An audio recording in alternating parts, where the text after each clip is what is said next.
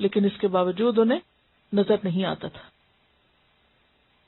ان اللہ لا یظلم الناس شیئا، بے شک اللہ لوگوں پر ظلم نہیں کرتا کچھ بھی، کہ ان کو کان اور آنکھیں دے کر بھی انہیں سننے اور دیکھنے کی توفیق نہیں دیتا. یہ اللہ کا ظلم نہیں. ولکن الناس، لیکن لوگ، انفسہم یظلمون، اپنی جانوں پر خود ظلم کرتے ہیں، اپنے نفسوں پہ خود ظلم کرتے ہیں. کیسے؟ ہدایت سے فائدہ نہ اٹھا کر، ساری نشانیاں ہوتے ہوئے بھی نشانیوں کو نہ دیکھ کر. سورت کے شروع میں سورت کا تعارف کراتے ہوئے ایک بات میں نے آپ سے عرض کی تھی کہ اس سورت کا مضمون کیا ہے. توحید کی دعوت ہے، شرک کا ابطال ہے اور ایمانیات کی تجدید ہے، جس میں آخرت پر ایمان کی بات بھی ہے، قرآن پر ایمان کی بات بھی ہے. ابھی آپ نے قرآن پر ایمان اور اس کی تصدیق کی بات بھی سنی، اور خاص طور پر قضاء و قدر. بہت سے لوگ یہ کہتے ہیں نا کہ اللہ ہی ہمیں ہدایت نہیں دیتا. اس کا جواب ہے یہاں ان اللہ لا یظلم الناس. اللہ نے آنکھیں دی، دیکھو، اللہ نے کان دیے، سنو، اللہ نے حق تمہارے سامنے کھول کے رکھا، اس کو پہچانو. لیکن اگر سب کچھ ہوتے ہوئے بھی، یعنی آنکھ بھی ہے اور حق بھی ہے، قرآن بھی ہے، عقل بھی ہے، کتاب بھی ہے، اب اگر ان کو دونوں کو کوئی کنیکٹ نہ کرے، نہ سمجھے، قصور کس کا؟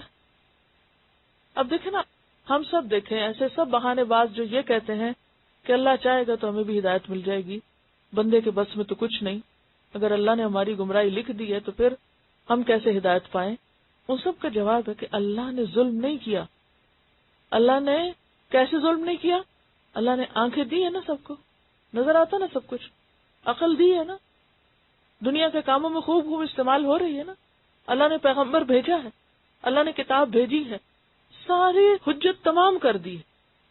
عقل بھی دی جو ذریعہ ہے، آنکھیں دی، عقل دی جو ذریعہ ہے، اور پھر کتاب بھی دی.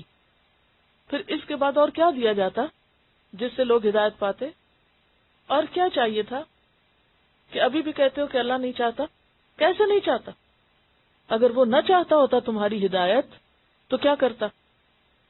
تمہیں آنکھیں کان نہ دیتا، تمہیں کتاب نہ دیتا، پیغمبر نہ بھیجتا، ساری نشانیاں جمع نہ کرتا. تو یہاں جبریہ کا رد ہے، جو کہتے ہیں انسان تو مجبور محض ہے، کچھ نہیں کر سکتا بیچارہ. سمجھ آئی قضاء و قدر کی؟ جو کہتا ہے نا یہ تو ہماری تقدیر میں لکھا ہوا کہ ہم گمراہ ہوں، جہنم ہماری قسمت میں لکھی ہوئی ہے، تو پھر ہمارا دل کیسے حق کی طرف پھرے؟ ان اللہ لا یظلم الناس شیئا، اللہ نے کسی پہ کچھ بھی ظلم نہیں کیا، لوگوں کو مواقع دے دیے ہیں. ولکن الناس انفسہم یظلمون، لیکن لوگ اپنے نفسوں پہ، اپنی جانوں پہ خود ظلم کرتے ہیں. وہ حدیث یاد ہوگی آپ کو، اور ربی زدنی علما سے آپ کو دی تھی پڑھنے کے لیے بھی، کہ مثال اس علم کی جو اللہ نے ہدایت دے کر جو نبی صلی اللہ علیہ وسلم کو بھیجا، اس کی مثال بارش کی طرح ہے جو کسی زمین پہ پڑے. زمین کے بعض حصے کیسے ہوتے ہیں؟ زرخیز ہوتے ہیں، جو بارش کو جذب کر لیتے ہیں، اور اس سے سبزہ اگتا ہے جسے انسان کھاتے ہیں، جانور کھاتے ہیں. بعض حصے زمین کے سخت ہوتے ہیں لیکن پانی روک لیتے ہیں، اور بعض حصے نہ جذب کرتے ہیں نہ روکتے ہیں. جیسا ان پہ پڑتا ہے وہ سب دھل کے صاف ہو جاتا ہے، چٹیل کے چٹیل پتھر ہے. اسی طرح کچھ لوگ قرآن پڑھتے ہیں، اللہ کا کلام سنتے ہیں، تو ان کے اندر راسخ ہوتا جاتا ہے، وہ خود بھی بدلتے ہیں اور دوسروں کو بھی بدل دیتے ہیں. کچھ ایسے ہیں جو خود تو نہیں کچھ سیکھتے، اوروں کو سکھا دیتے ہیں، پانی روک کے اوروں کو پلا دیتے ہیں ہر راہ گزرتے کو. وہ پتھر اندر سے ویسے ہی خشک ہے، اندر کچھ نہیں اترا.